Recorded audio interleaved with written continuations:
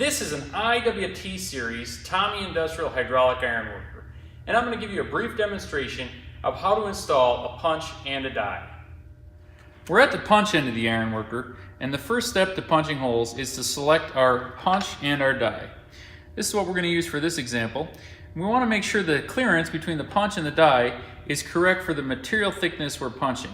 On the end of the Tommy Industrial Ironworker, there's a sign that says recommended clearance for punches and dies, and that's based on material thickness. So once we've established we're using the correct tooling, we'll install it. So first step, we're going to install our bottom die. Our bottom die is going to have a flat spot on one side because it's round. If it was not round, it was a shape like a square and oblong, it'd have two flat spots. We want to index that flat spot with the set screw. We want to tighten up that set screw a little bit. That'll keep the bottom die from turning or popping out. And if we were using tooling that wasn't round, we'd want to index that with the top punch. And the top punch would have a keyway in. This one being round doesn't have a keyway. Next, we remove our top punch nut. We're going to drop in our tooling, like so, and put our punch with our nut into the bottom die. Now that we have that done, we're going to start the machine up, but we're going to put it into jog mode.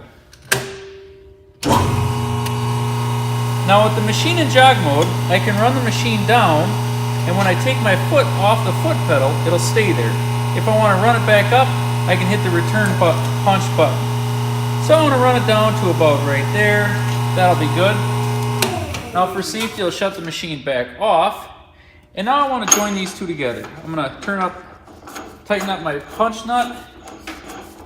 When I get it hand tight, I'll use my wrench here. Okay. Now I want to inspect for clearance to make sure that my punch is basically in the center of my die. If it was off, I want to adjust this bottom die table accordingly.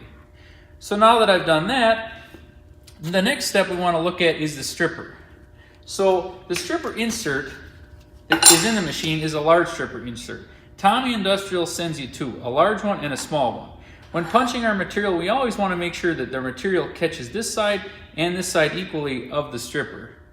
So once we've selected the correct insert, we're ready to punch our holes.